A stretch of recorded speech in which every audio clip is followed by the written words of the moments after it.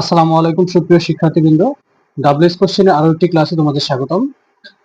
আজকে আমি এখানে বেশ কয়েকটা সেন্টেন্স নিয়ে আলোচনা করব, যে বিষয়ের রুলস গুলো আমি আগে লিখে দিয়েছি। সো আজকেও সেই বিষয়গুলো নিয়ে আলোচনা করব, অর্থাৎ প্র্যাকটিস সেশন হিসেবে এটা থাকবে।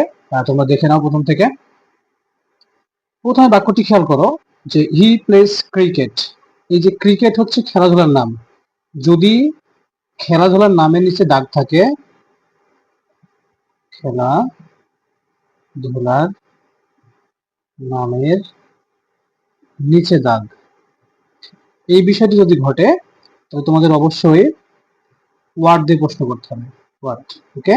তাহলে বসাও, প্রথমে ওয়ার্ড বসবে, তারপরে কি বসবে? হেল্পিং ভার্ব, ঠিক আছে? তারপরে সাবজেক্ট, তারপরে বাক্যের অতিরিক্ত অংশ, শেষে প্রশ্নবাচক চিহ্ন। ঠিক এই বিষয়টাই কিন্তু এখানে আমাদেরকে বসাইতে হবে। সো ডাব্লিউএস ওয়ার্ড বসানো শেষ, এবার আমাদের ব্যবহার করতে হবে যদি subject third person singular number অথবা ভার্বের সঙ্গে এস বা ইয়ে যুক্ত আছে, আমরা এখানে কি বসাবো? ডাজ।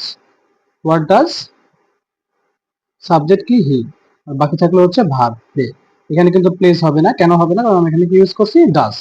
ওকে, আচ্ছা। এবার দেখো দ্বিতীয় সেন্টেন্সটি, এ ড্রেস মেকার মেক্স ড্রেসেস। একজন ড্রেস মেকার পোশাক তৈরি করে।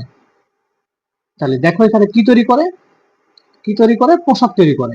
এখানে কি বোঝাচ্ছে? কি তৈরি করে? পোশাক।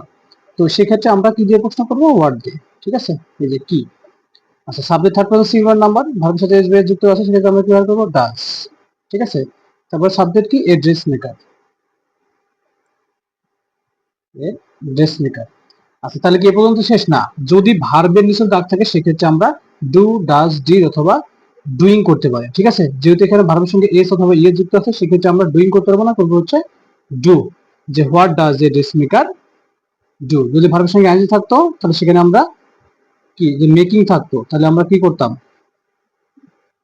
থাকলে কিন্তু এখানে ডুইং হতো, ঠিক আছে? আচ্ছা, তো পরের বাক্যটি দেখো যে what it was very interesting. এটি কেমন? মজাদার। তো কেমন বোঝানোর ক্ষেত্রে আমরা কি দিয়ে প্রশ্ন করবো? How. How was it. Clear?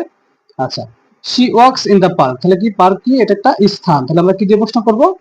War দিয়ে প্রশ্ন করবো। ওয়ার, এখানে ভার্বের সঙ্গে এর যুক্ত অথবা subject third person singular number, কি ব্যবহার করো? Helping verb does. Where does she walk. সে প্রশ্ন চিহ্ন বসিয়ে দাও, ঠিক আছে? আচ্ছা, পরবর্তী বাক্যটি খেয়াল করো যে জনি প্লেস ফুটবল। এখানে জনির নিচে দাগ আছে। বাক্যের শুরুতে যদি ব্যক্তির নাম অথবা হি, সি, দে এগুলো থাকে, সেক্ষেত্রে আমরা অবশ্যই হু ব্যবহার করবো। আর এখানে হু ব্যবহার করার বিষয়টা একেবারে সোজা বা একেবারে সহজ। সেটা হচ্ছে who plus other word plus question mark. Okay, এটা এখানে আমরা অ্যাপ্লাই করবো। Who plus other word plus question mark. Clear? Who, other word, question mark. আচ্ছা, তারপর দেখো এ সিঙ্গার সিংস সং। একজন গায়ক গান গায়। কি করে? কি করা বোঝাচ্ছে, সেক্ষেত্রে অবশ্যই আমাদের কি দিয়ে প্রশ্ন করতে হবে? ওয়ার্ড দিয়ে প্রশ্ন করতে হবে। তাহলে এখানে বসে দাও ওয়াট। ঠিক আগের মতো, যেটা আমরা দেখলাম এই যে এটার মতো, ঠিক আছে?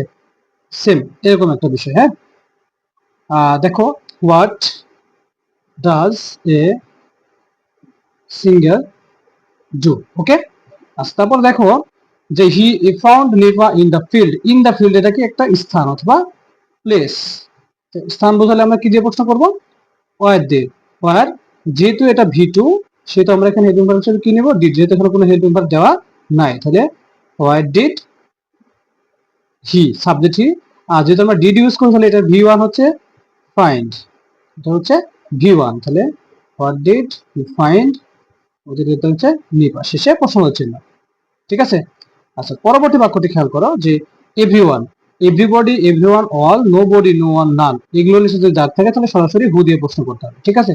ঠিক ব্যক্তির নাম অনুযায়ী যেভাবে প্রশ্ন করতে হয় সেভাবে হু ওয়াজ হ্যাপি, ঠিক আছে? এই ছিল আজকের প্র্যাকটিস সেশন। তোমাদের যদি কোনো সমস্যা থাকে তাহলে আমাকে জানাবে কমেন্টে।